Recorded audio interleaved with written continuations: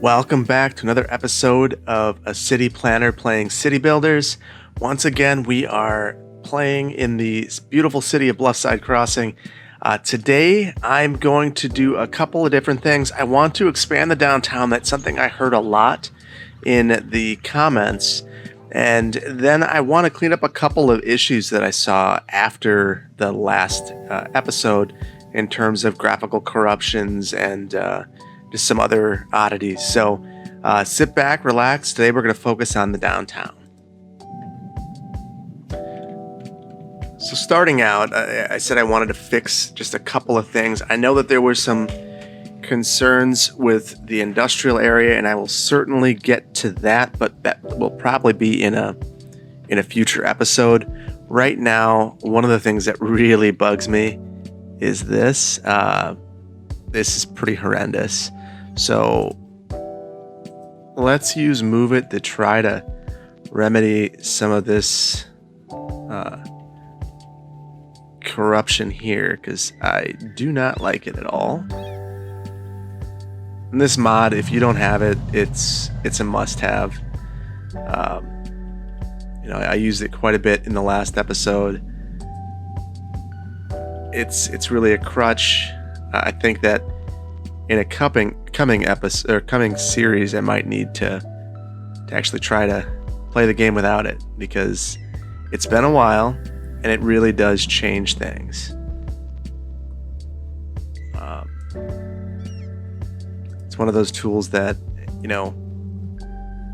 in the vanilla game, if people had access to it, I think it would change the way they look at the game. So, that said, I understand why it's not in there. It certainly adds a level of complexity that might not be super desirable for new players.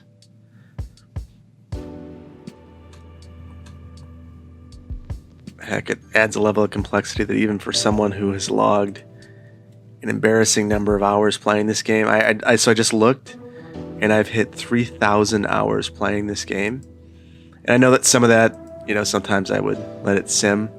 I'm not the type of person that likes to use a lot of unlimited money mods and things like that. So I do try to earn my money. And I think part of that is, being a planner, I know that so much of what I do is grounding everyone's vision in reality. And the unfortunate reality sometimes is that we don't have enough money to do things. So I'm constantly aware of that. And I think I bring some of that to me, some of that thought process with me in the game. I want to be able to plop that. Let's just throw this on and see if that fixes it. So I think that a row of cypress along here would look really neat. So let's see. I want them really close, I think. So let's do 2 meters. All right. Because no one really likes to look at a train track unless, you're out in the country. I know that my in-laws live out in the country, and they have a train track that runs on the other side of their property, and it is neat to look at it then, but not so neat when it's across the road. Growing up, I used to live, my parents were separated, and my mom lived in a place that was right next to train tracks. She parked her car, and it was, that's kind of ugly. It's not really centered. So she lived right next to train tracks, and I know as a kid, I vividly recall feeling the train track pass every day. And there are some neat things to that. I mean, you can crush pennies and stuff, but if we could have had a row of trees blocking us, it would have been ideal. Especially something like this. Let's see what that does. Oh yeah. So I know that in the city I work in, we have a landscape code that if you're putting in a noxious use, you have to put in some sort of buffering. And we have, we've come up with this really incredibly convoluted scheme before my time.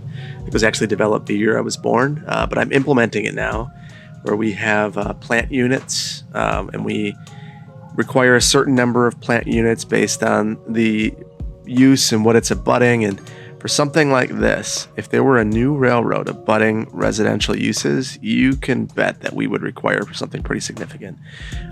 It would either need to be thick plants like this, which would at least shade it or screen it from view, but that wouldn't really completely block the sound. We might also require a fence along here. But still, this is a good solution. As you can tell, if you're looking down the hill, you can't see a lot now. So this is better than nothing. Okay, next, I didn't mean to derail us and focus on plant units and bushes. This is another area that I am not happy with right now. So I'm gonna cheat a little bit. One of my favorite ways of cheating with Move It is just lowering the road, changing the type, and then moving it right back to where it was.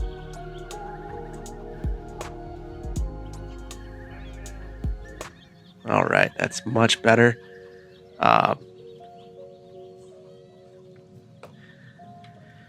And then while we're working on trees, I think I might set up a cluster and kind of randomly put some trees down. Let me see, maybe let's do pair, generic, and let's get some trees. Let's get some trees planted. We kind of don't have many in some of these areas. Now, I in a future video am contemplating doing more with beautification, particularly as it relates to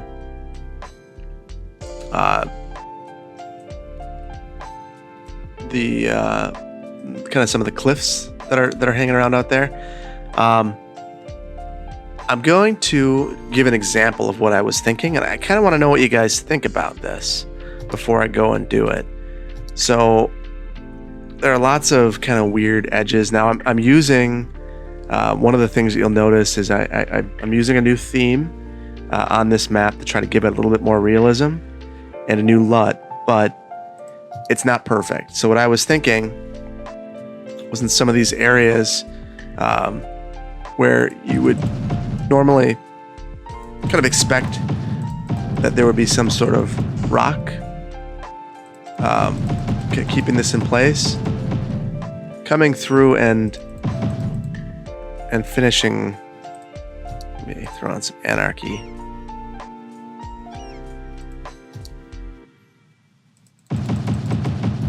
Coming through and actually trying to add a little bit of realism. I don't know how you guys feel about this, but I'd be really interested in knowing if you think that this looks good or bad.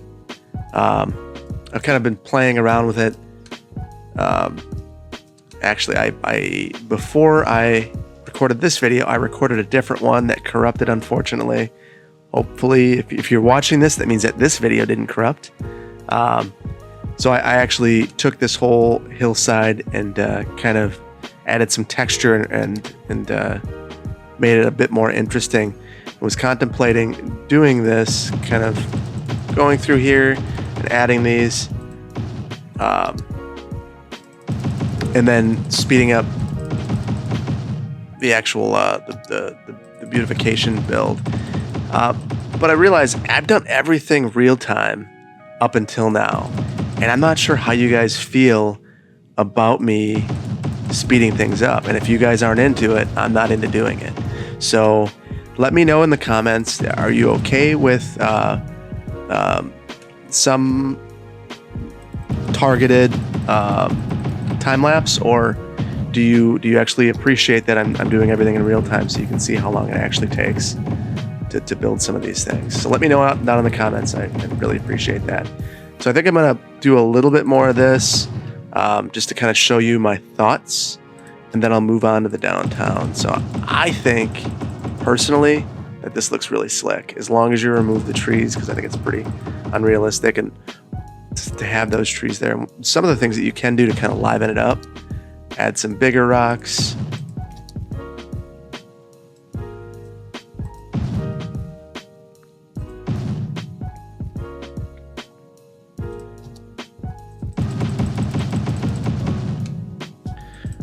I love the depth that this adds. It creates kind of a feeling of kind of an eroding cliff that maybe has had some dynamite. I live in the Midwest of the U.S. Very flat farmland. In the state that I live, there are some areas that do have a little bit more relief and visual interest in terms of the geography. It's not just completely flat. But where I live, water is kind of what we have. And that's good. I love water, but I do find it interesting to work with these maps that have a little bit more grade. And I think part of that is I don't have the opportunity to work in that in my career. So that's one of the beauties of playing this game.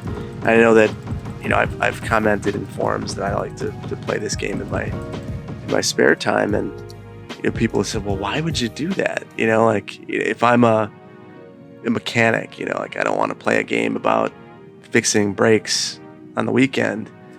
Well, I actually don't know. Why do you get into a career unless you have interest in the subject matter that you're working on? I think it's one of the reasons why I like playing city builders. And I play a variety of them. I play Tropico. I play Civ. One of my college jobs while I was in undergrad was actually testing. I played, Sid Meier's Civilization Revolution, Civ 4, and some of the expansions that went along with that. And so I have a real soft spot for Civ. I also played Banished back in the day. Loved that game. And obviously SimCity. If you didn't get your start on SimCity, you're probably younger than me. So I'm going to leave that right there for now.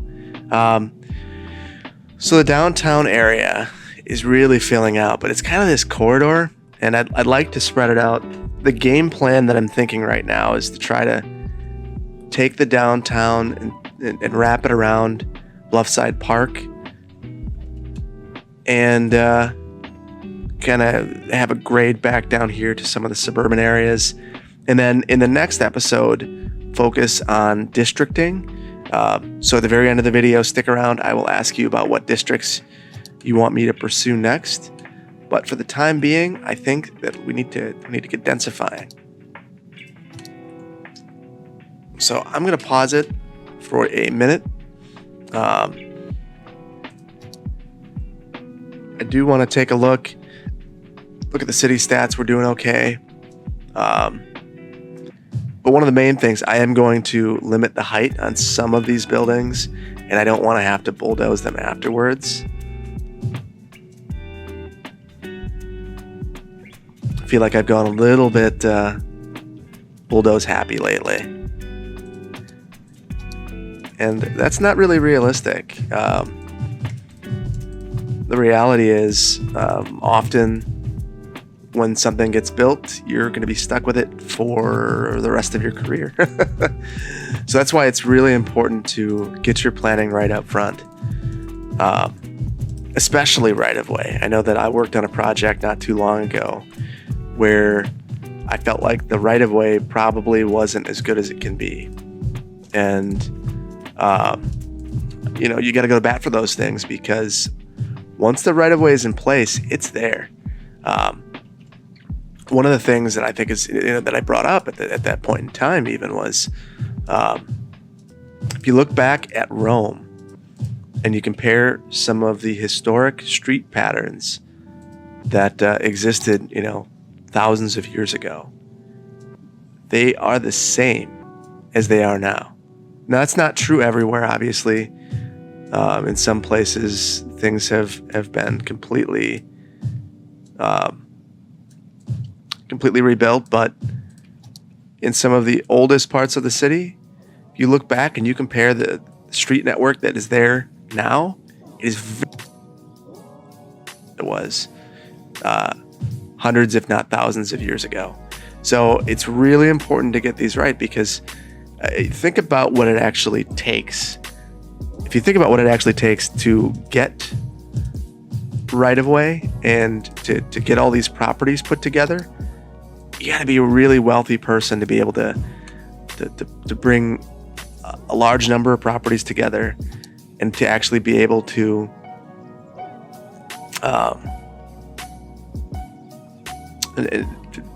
actually be able to put these properties together and work with whatever community you're in to be able to give up the right of way. And once you've spent so much money to put properties together, you're probably going to be fairly reluctant to give away any of that property. And I mean, we deal with that on greenfield sites. If you have a brand new site, at the end of the day, a developer is looking at dollars and cents, and every bit of land that they give up is a little bit more land that can't be developed, that can't be turned into some sort of development that will bring them a profit. So they're very reluctant to do that, and they're especially reluctant to do that when they're redeveloping, because the land is that much more expensive. You're not just paying at that point for the land, but you're also paying for the building that's on it, even if you're going to tear it down. So yeah, it's just that you got to be really cognizant of what you're doing. So I try to take that mentality when I'm building in city skylines too, because it is a real concern. It's not just a high-minded thing.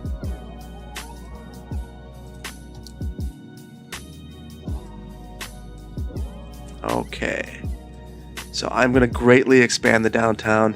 Now, I think that this is going to completely change the traffic pattern, and as a result, we might need to focus on transit a little more than we were. But that's a good thing. Okay, so the reason why I expanded it the way, so the center area allows complete, no holds barred density. So near the park, I'm allowing that to occur on two of the sides. And in that, we have a good mix between commercial, we have some office, and residential. This other district that's wrapping the core downtown area has a height restriction. So I am going to rezone all these properties to allow greater densities, or many of them anyway. Doesn't necessarily need to be all, but many.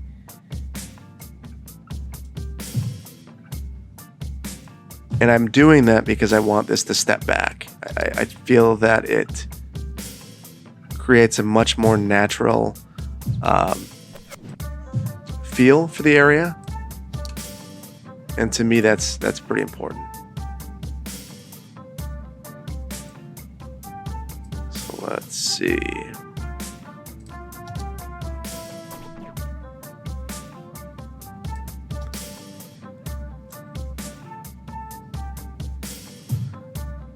So I think I might do an overlay right here and do a little bit of high tech. Maybe yeah. And I want to densify near the bus depot. Now, I know we started out with bus. I did that very purposefully. I kind of look at, kind of like I talked about a roadway hierarchy. I feel that there's also a transit hierarchy. And you start out with local bus service, or even in some communities, stuff that is less robust than that, like a shared ride taxi. And you kind of progress up from there to more high quality transit service. So you don't just, start out with, high speed rail, or a tram. I mean, back in the day you might, but this is 2030. No, but honestly, like that's one of the things. So I actually helped in the community that I work in. One of the first projects I had was actually helping to establish the first transit line in the city. And the way that you do that is really by taking the kind of the easiest transit to bring into the community, build support for it, and build from there. So even though my region's talking bus rapid transit, bringing bus rapid transit as the first type of transit into the community, it's not going to happen. You gotta wade in the waters, wade in the shallow end before you go into the deep end. All right, let's get the sim started. We're gonna watch the whole city empty out. Later, guys. Oh, population's gonna take a hit, losing thousands of people at this point. But we know demand's high. It's okay. They'll come back. They'll move into a high rise. Or someone else will.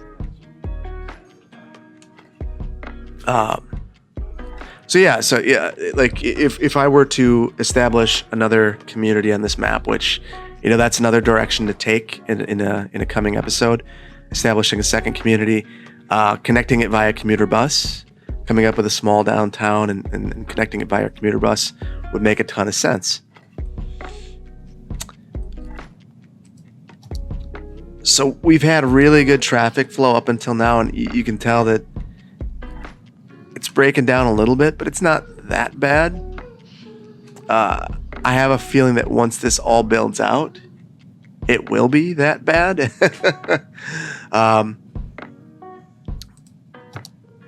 But we'll cross that bridge when it comes. So I think right now, while that's filling in a little bit, I want to take a look at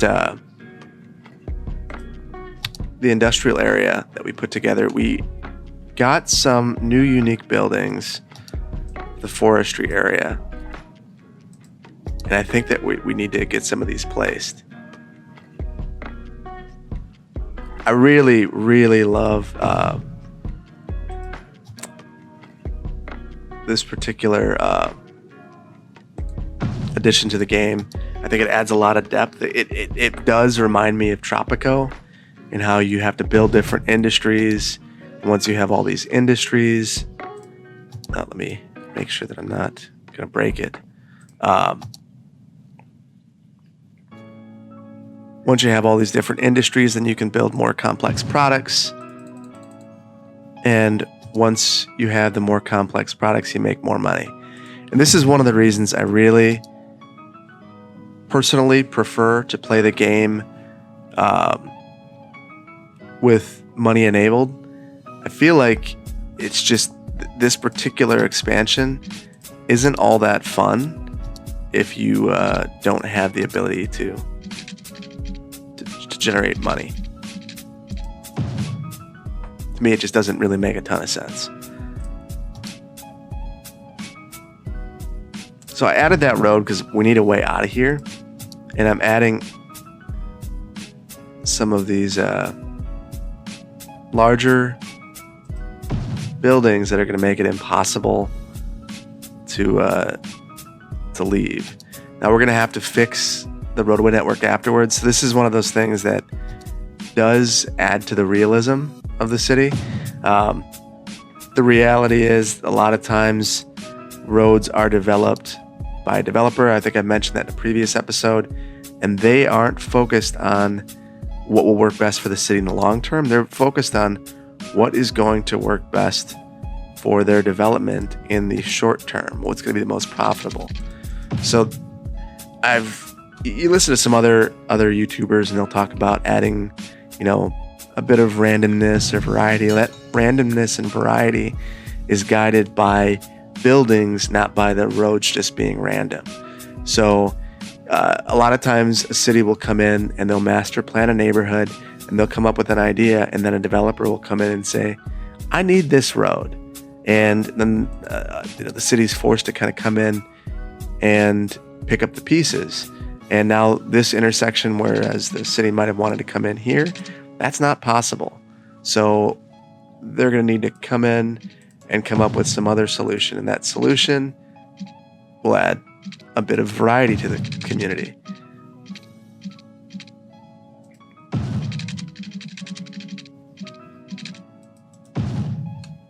And that's, not a square layout by any means, but it is interesting. In my mind anyway. Let's make sure that our districts cover this area.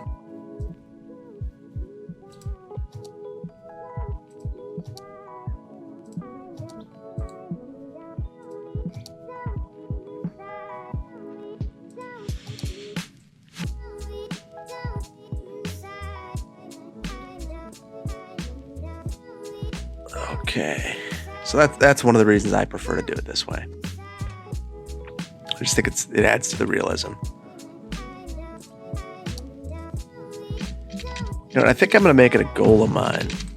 Maybe I'm joking, maybe I'm not. To add a roundabout in every single episode.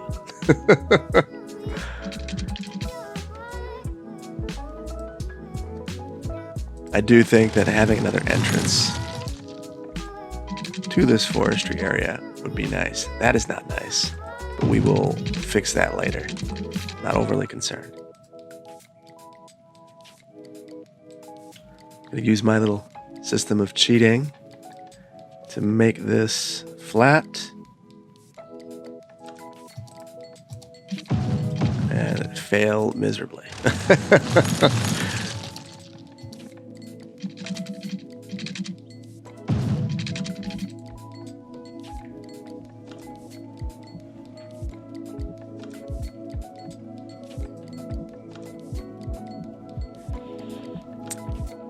Who needs terraforming when you have Move It? You probably still should do some terraforming. But this is a great help.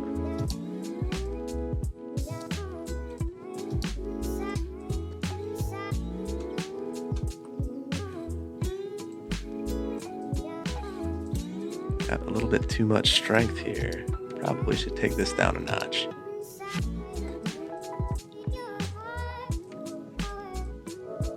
Okay, a little bit more natural slope into this area.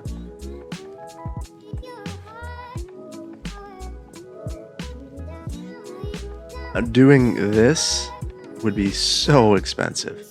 I mean, it's funny. You might think it's just bringing the fill in. In some cases, getting the fill out is just as difficult as getting fill for a particular area. Okay, so I'm going to break the power line. So as I add this roundabout,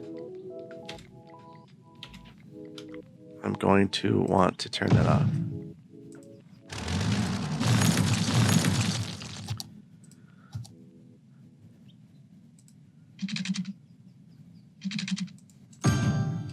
All right. Got that fixed. Oh, still got my tree anarchy on. So maybe I'll just handle a couple of these oddities. Or have a lot of oddities because I didn't turn tree anarchy off. Should have done that. Okay.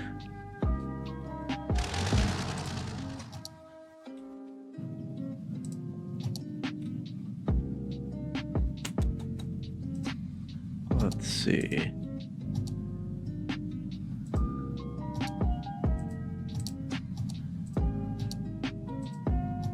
Just so I don't forget, because that is kind of obnoxious.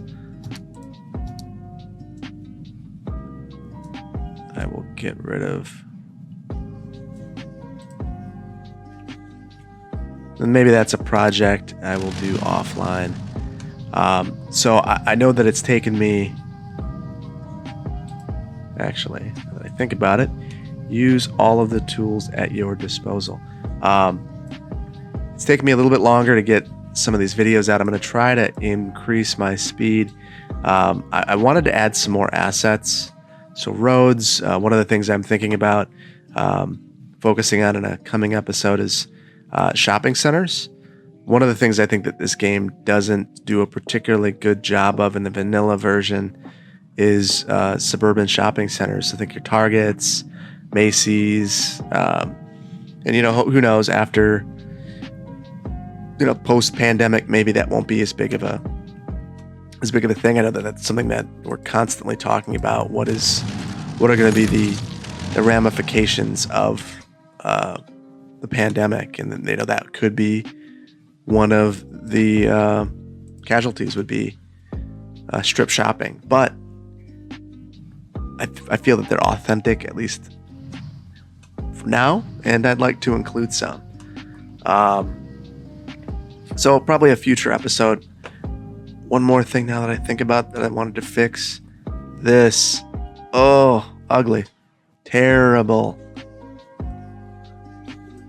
So I was watching the cinematic trailer before I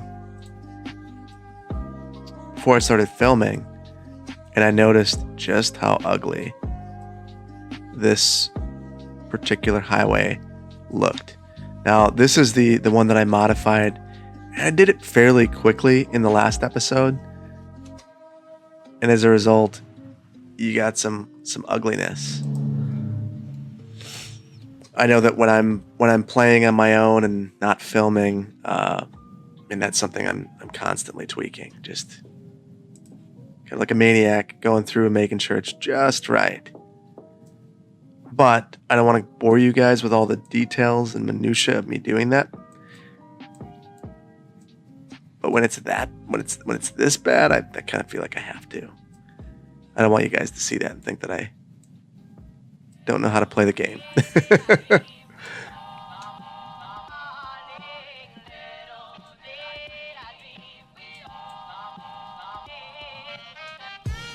Okay, that's a little better. I think that maybe some terraforming could help, and some painting.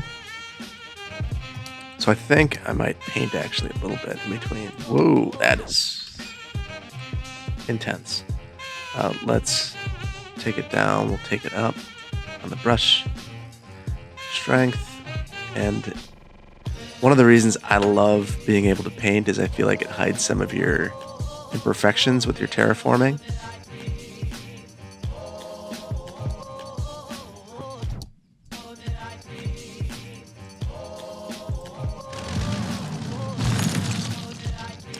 Unless, of course, it looks like this, in which case it showcases them.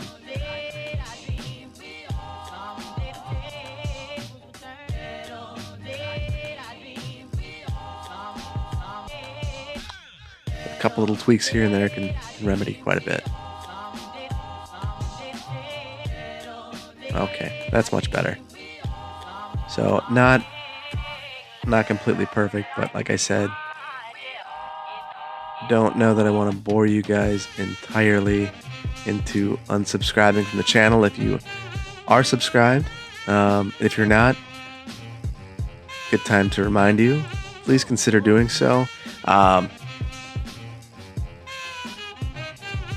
And continue watching me make the city. Just a little bit more. Okay. That's looking a little better.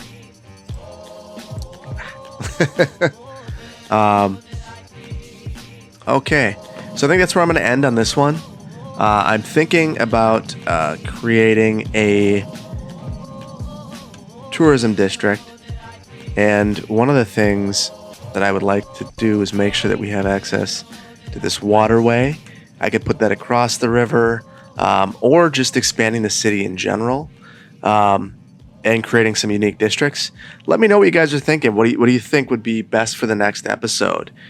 Focusing on tourism, adding districts, just general city expansion. Let me know in the comments. I'm really having a great time with this. Let's take a look at where we're at with this downtown. It's filling in. Or in the next episode, I'd be happy to focus on transit. So I'll give you some options down in the comments for the focus of the next episode, whether it's tourism, transit, or districts, or just general expansion. I'm really interested in hearing what you have to say. Thanks so much for joining. I look forward to seeing you guys in the next one. And I'm going to be doing something interesting. I think I'm going to stop this video and work on another one. I want to take a look at the very first city I built. We're going to see how broken it is and see how my play style has changed. So thanks so much. I'll see you in the next one. Don't forget to hit that like button and subscribe if you're interested in the channel and want to keep seeing these builds. All right, bye.